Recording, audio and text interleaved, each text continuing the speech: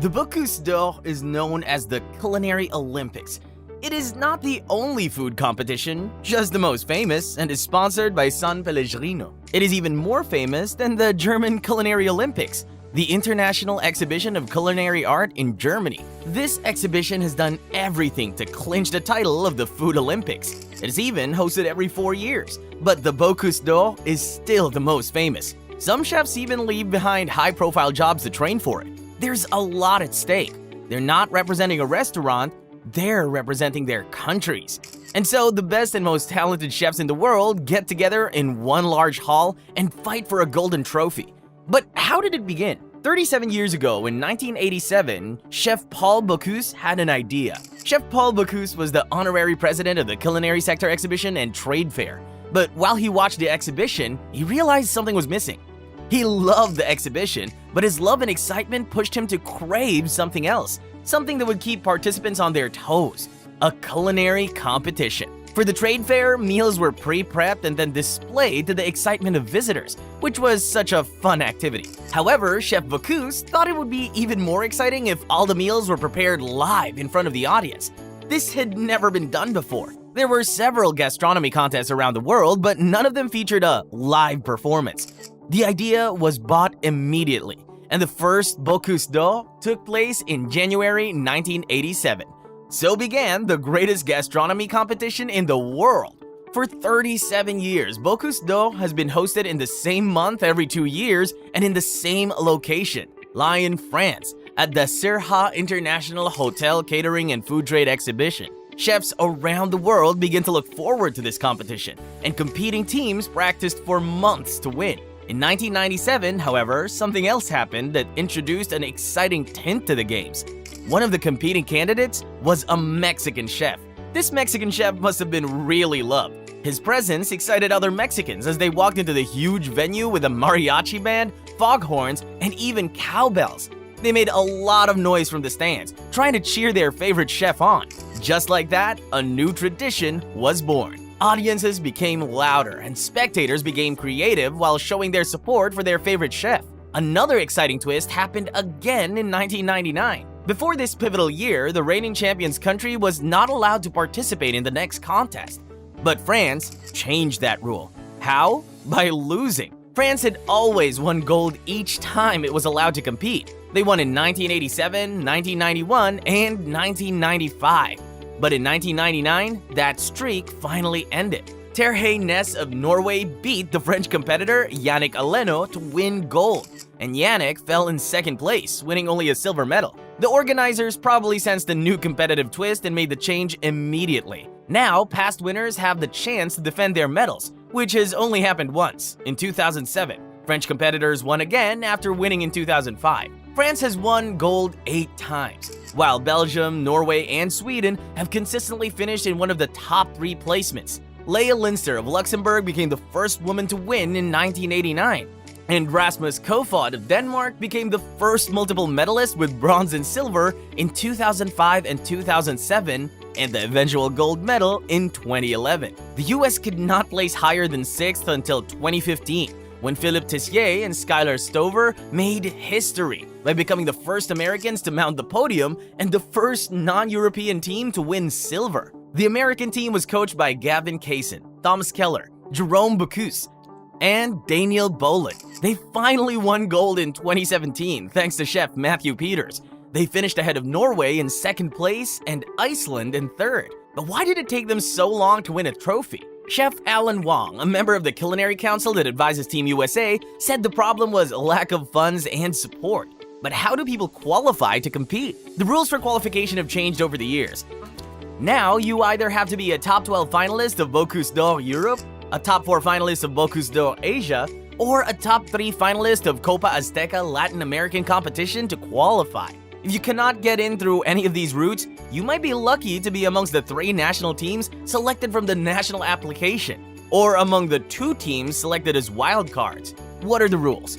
Each team must consist of 2 chefs, 1 lead chef and an assistant chef who must be under 22 during the time of the competition. Each team has 5 hours and 35 minutes to prepare 2 elaborate presentations, a meat dish and a fish dish in front of the crowd. In the theater, fully equipped kitchens are lined beside each other, and they all face an area where the jury, members of the press, and audiences would be seated. Spectator numbers are limited to 1,000 people. A designated coach is allowed to stand outside the kitchen area and communicate with their team. The teams are to prepare a fish meal and a meat meal. Their presentations are the main focus of the competition.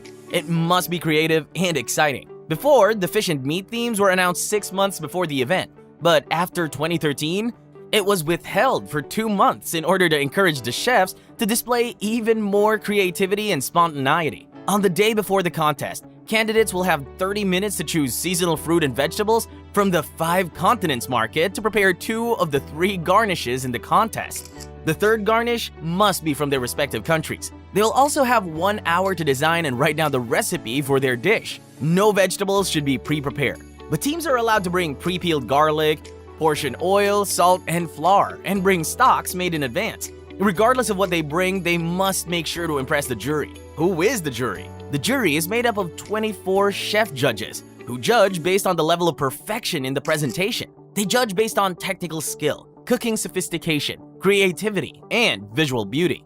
Heston Blumenthal is part of the jury along with Ferran Adria, Wolfgang Puck, Evan Hellstrom, Thomas Keller, and past winners Fabrice Devine, Matthias Dahlgren, and Leah Linster.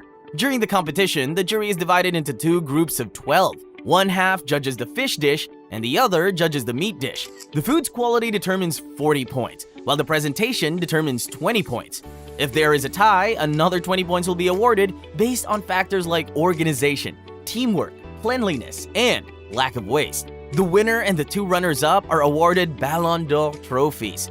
The chef with the highest overall score is awarded a golden effigy of Paul Bocuse in his chef's outfit and receives the grand prize of 20,000 euros. The silver Bocuse medalist receives 15,000 euros, and the bronze Bocuse medalist receives only 10,000 euros. Other prizes are awarded for the best fish and meat dishes, national culinary identity, apprentice, and poster. Semi-finals in Bocuse d'Or became a thing after the first Bocuse d'Or Asia contest, held in May 2008 in Shanghai, and Bocuse d'Or Europe, held in July 2008 in Stavanger on the event's 20th anniversary. The winners were Yasuji Sasaki from Japan and Geir Skaya from Norway. Skaya later won the 2009 final. The first Bocuse d'Or USA competition took place at Epcot, Florida in September 2008. The winning team enjoyed a preparation budget of almost $500,000, since many European nations had budgets of more than $1 million. The team proceeded to the finals and was led by Timothy Hollingsworth, who Roland Hennen coached. Everyone, even Paul Bocuse, hoped they could win.